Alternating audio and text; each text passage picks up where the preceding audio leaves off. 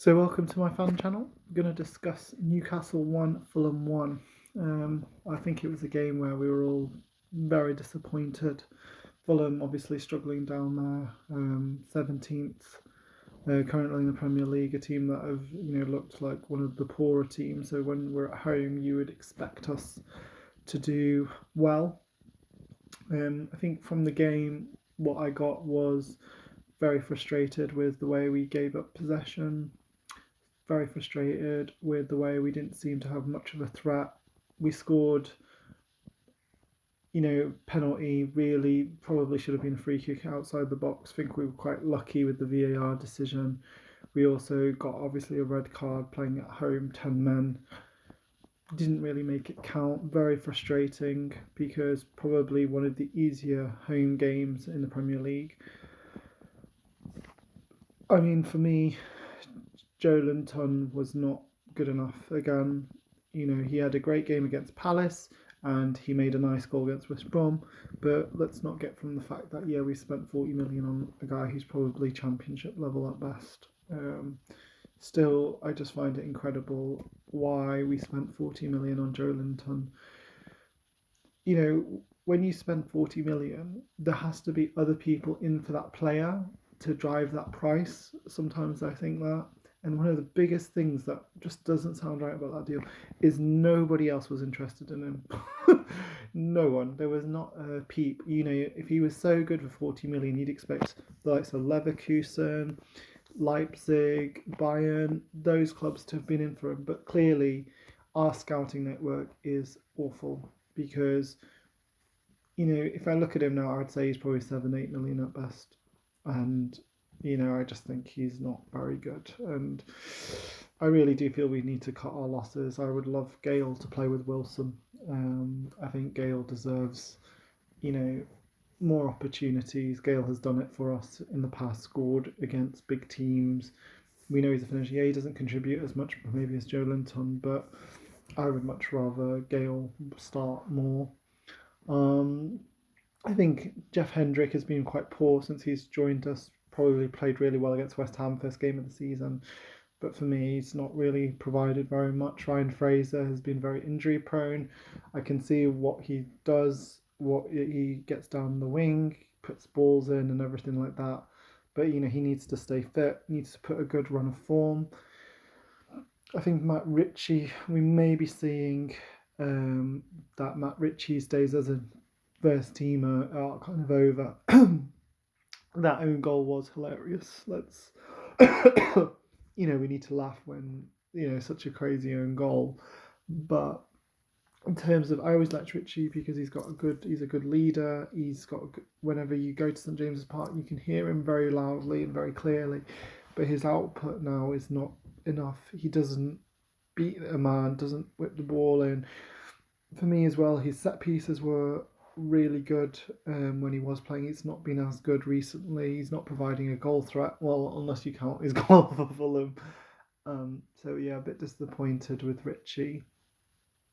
I think as well a big takeaway has been that we've just found out that both St Maxim and Lascelles have been affected by the COVID. Lascelles, I don't think is as big a loss because I think Clark, Fernandez are solid players. You've got Hayden who can slot in there in centre back as well. But St Maxim, we don't have a player like him. In my opinion, if you're asking me which players I enjoy watching at the moment, it's Carl Darlow, Callum Wilson, and St Maxim. And St Maxim is the first player in such a long while who gets me off my feet, who I think, wow, he can beat 2, 3 players, create. And I honestly believe if you give him top players around him, which he's got Wilson, and I think Almiron is a good player. But if we could get some really good midfielders to supply him more with the ball, if we could dominate possession better, I think we would see so much more from him. And it frustrates me because I think he could easily play for a top 6 side. I think with good players. I think with us having 30% of the ball, him constantly being behind the ball rather than in front of it, no real space to run into because we're so deep, it's frustrating for him.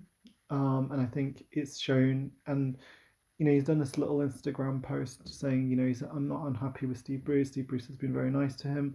It's good to see for like team morale and things, but I think deep down, if I'm a player and I'm playing for a team with 30% possession every week, I want to be playing in a team with more possession because being compact, being tight is great, but when you're being compact and being tight against sides like Fulham, West Brom, Leeds, it's fine at doing that against Man City's, Man United's, Chelsea, but doing it against some of the poorer sides, it's embarrassing.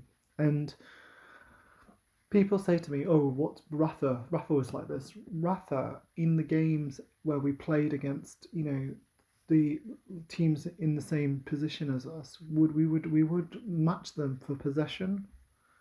Steve Bruce, we don't match even West Brom for possession. We didn't even match Burnley, and Burnley don't even like the ball.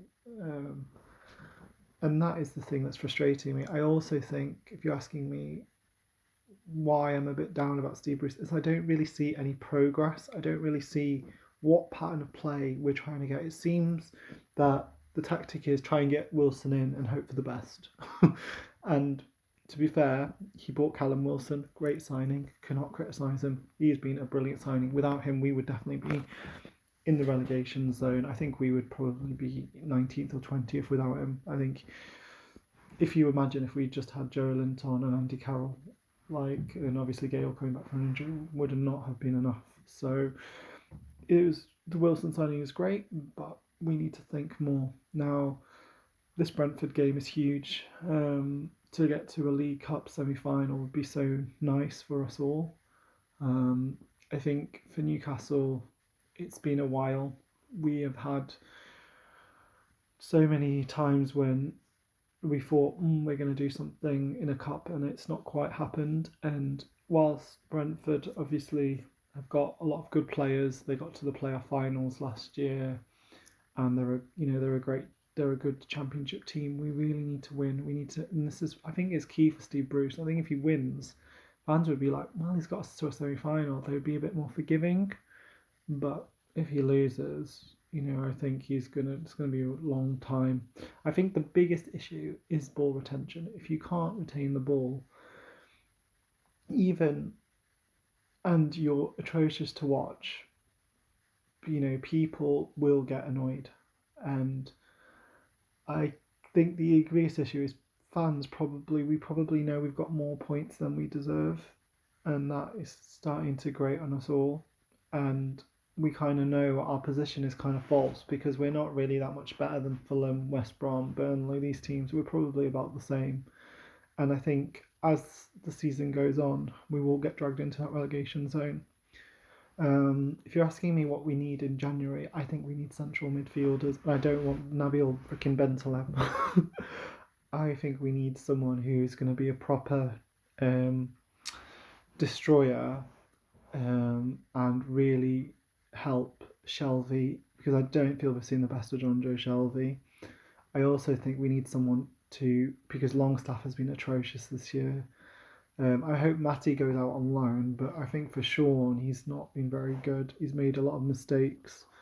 And I think we do need another centre mid to try and support that.